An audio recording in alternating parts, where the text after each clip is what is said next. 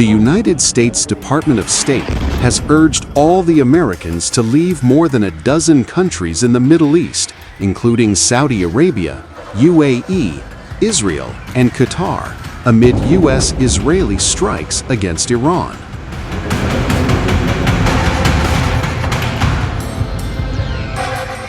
A statement from the department's spokesperson in a post on X said that, and I quote, "The Secretary, Rubio, and State Dept urges Americans to depart now from the countries below using available commercial transportation due to serious safety risks."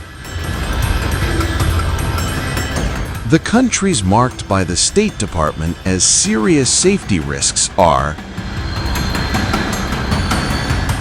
the Israeli and U.S. airstrikes continued to pound Iran on Monday, with Tehran retaliating with its barrage of ballistic missiles and drones. U.S. President Donald Trump said the military campaign's objectives are to destroy Iran's missile capabilities, wipe out its navy, prevent it from obtaining a nuclear weapon, and ensure that it cannot continue to support allied groups like Lebanon's Hezbollah, which fired missiles at Israel on Monday. This was our last best chance to strike what we're doing right now and eliminate the intolerable threats posed by this sick and sinister regime. And they are indeed sick and sinister. Our objectives are clear. First, we're destroying Iran's missile capabilities, and you see that happening on an hourly basis, and their capacity to produce brand new ones, and pretty good ones they make. Second, we're annihilating their navy. We've knocked out already 10 ships. They're at the bottom of the sea. Third, we're ensuring that the world's #1 sponsor of terror can never obtain a nuclear weapon, never going to have a nuclear weapon. I said that from the beginning. They're never going to have a nuclear weapon. They were on the road to getting one legitimately through a deal that was signed foolishly by our country. And finally, we're ensuring that the Iranian regime cannot continue to arm, fund, and direct terrorist armies outside of their borders.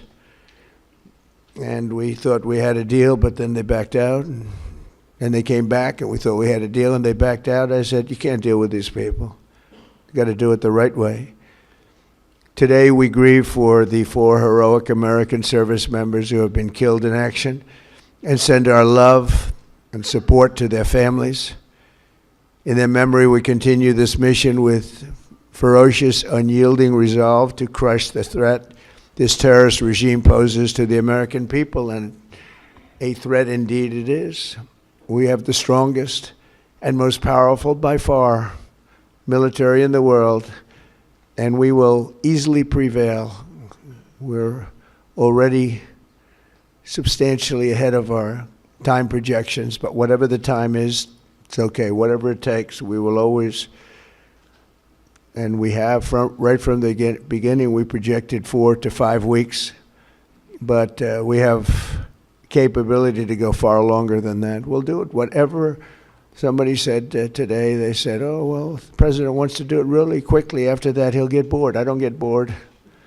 There's nothing boring about this. Tehran and its allies hit back against Israel, U.S. military assets in the Gulf states, including Bahrain, Kuwait, and targets critical to the world's energy production.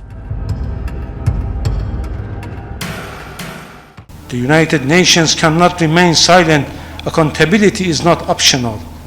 It is deeply shameful and hypocritical that only the very first day of its presidency of the Security Council, the United States convened a high-level meeting on protecting children, technology, and education in armed conflict under the agenda item maintenance of international peace and security, while at the same time launching missile strikes against Iranian cities and bombing schools and killing children. For the United States, protecting children and maintaining international peace and security clearly mean something very different from the UN Charter provides. words about peace and protection cannot cover act of aggression. The so-called preemptive attack has no basis in international law. The prohibition on the use of force is absolute, except in self-defense against an armed attack. Iran is exercising its inherent right to self-defense under Article 51 of the Charter. Our response is lawful, necessary, and proportionate. We target only the military objectives of the hostile forces. We don't target civilians. We don't target the interest of neighboring states. Iran does not seek war. Iran does not seek escalation, but Iran will not surrender its sovereignty. The issue before the international community is clear. Can a powerful state attack another sovereign member of the United Nations with impunity? If the answer is yes, then the Charter is meaningless. If the answer is no, then this aggression must be condemned and stopped.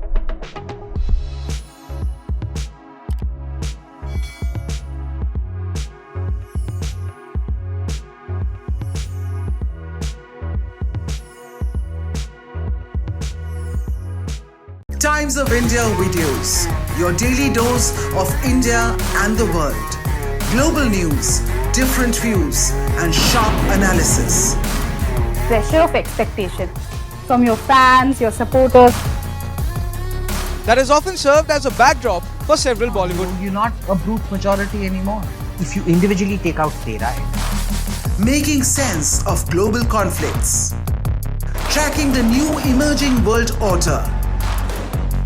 Strike on Israeli military bases. A multi-pronged. To stay out of harm's way as Israel started bombing targets across. Understanding changing alliances in a polarized world. Tune into TOI videos for all this and more. Click on the bell icon to subscribe and never miss an update.